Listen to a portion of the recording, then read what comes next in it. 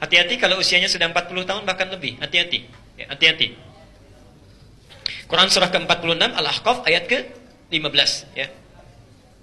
Wasainal insana biwalidayhi husna. Kami wasiatkan setiap manusia itu berbuat baik pada orang tuanya ya. Hamalathu ummuhu kurhan ya. Ibunya mengandungnya sulit luar biasa sampai kemudian menyapinya, selesai.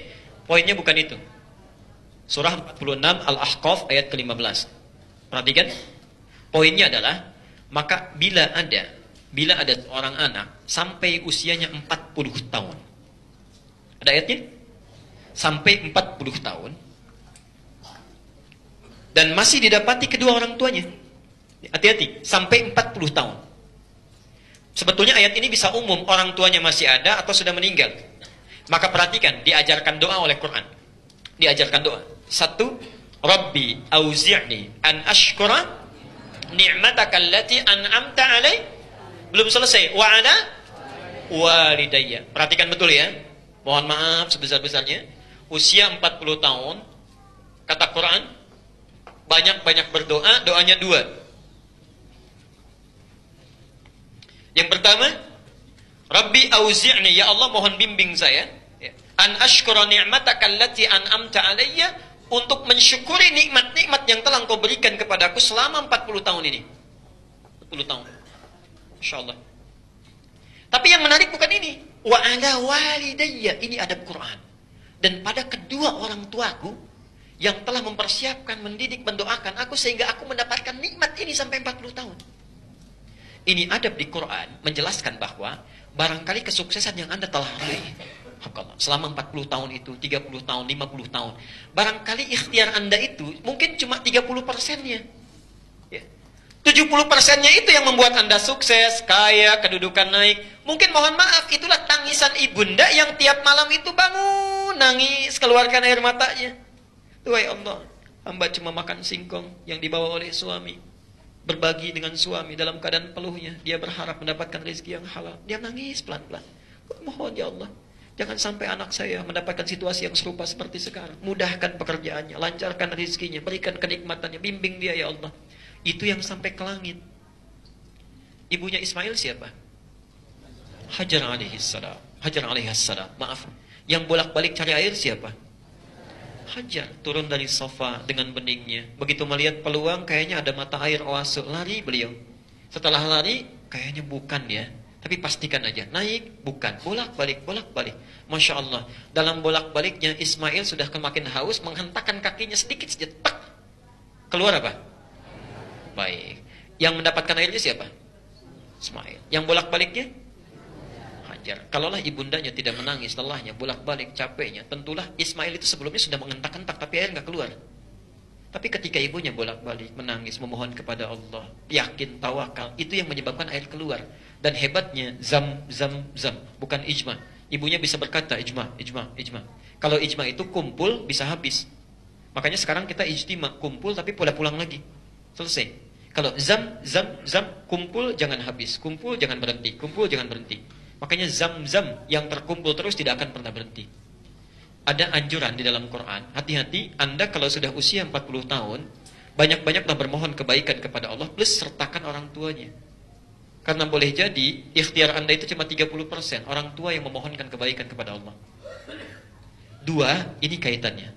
Wa an a'mala salihan tarda. Ya Allah, bimbing saya supaya banyak mengerjakan amal soleh yang Engkau ridhai. Ini poinnya.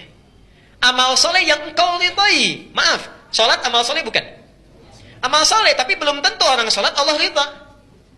Barangkali saat sholat ada riaknya, imamnya bagus mimpin sholatnya. Alhamdulillahi Rabbil Alamin. Selesai maghrib kata makmumnya, Ustaz, Masya Allah, suara antum bagus sekali. Saya sampai khusyuk dengarnya. Masuk setan, tak. Begitu isya nanti diupin sedikit biar lebih bagus. Iyyaka na'budu wa iyyaka nasta'in. Tadinya nggak ada ini tuh. Ya. Begitu dipuji muncul. Itu sudah masalah. Masalah tidak diridhai. Infak yang riya tidak diridhai, hilang pahalanya. Coba antum cek ya. Ya, gampangnya di Quran aja lah, ngambil 40 tahun. Dari 40 tahun kan bekalnya untuk ibadah ya. Terus pulangnya, coba dari 40 tahun ini, berapa tahun yang jadi ibadah? Cek. Tuh ya. Gampangnya begini, menurut penelitian kecil-kecilan ini ya, setengah usia manusia itu dipakai tidur. Setengahnya. Jadi kalau 40 tahun, tidurnya berapa tahun? 10 tahun ya. Dari mulai bayinya, tidur siangnya, tidur malamnya, ya capeknya kurang lebih lah setengah usianya. Jadi yang dipakai beraktivitas berapa tahun? 20 tahun. Di sini sholatnya, makannya, minumnya, bohongnya, plus tadi gosipnya sampai 5 tahun. Ya. Baik. Jadi kalau kita beraktivitas 20 tahun, usia 40 tahun, punya aktivitas cuma 20 tahun. Ya. Yang jadi ibadah berapa tahun? Misal setengahnya, 10 tahun ibadah. 10 tahun. 10 tahunnya yang lain. Dari 10 tahun ibadah, sudah diridhoi Allah belum? Sudah pasti diterima belum?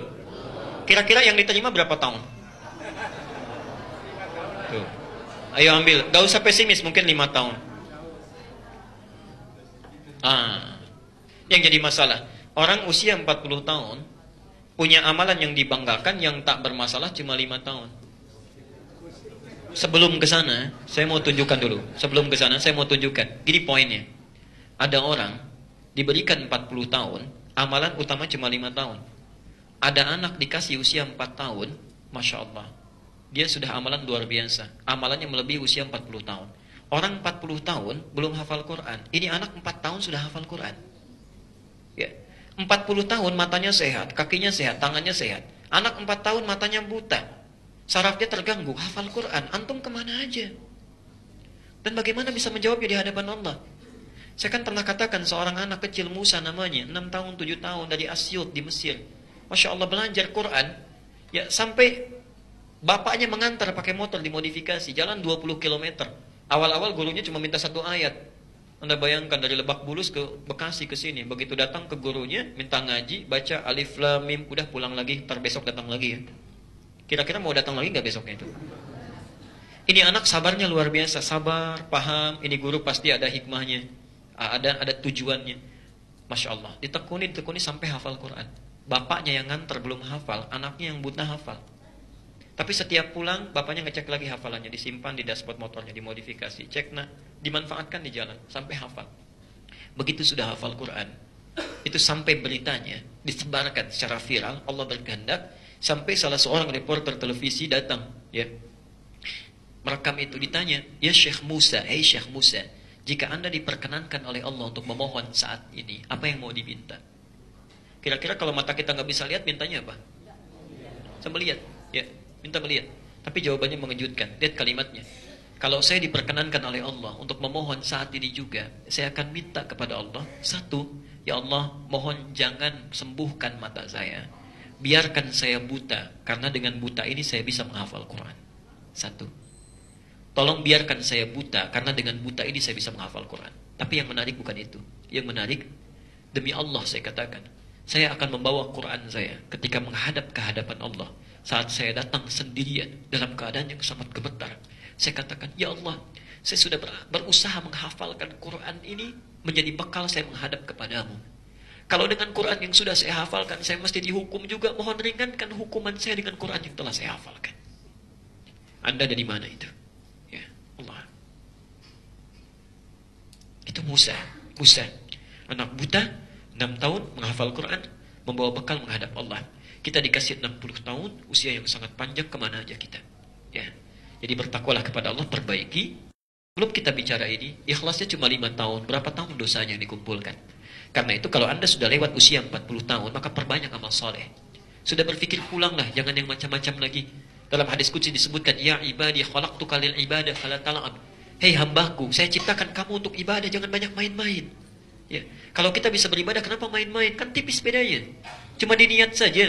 Anda makan, minum, baca bismillah jadi ibadah. Tidak baca bismillah nggak jadi ibadah, kan sayang.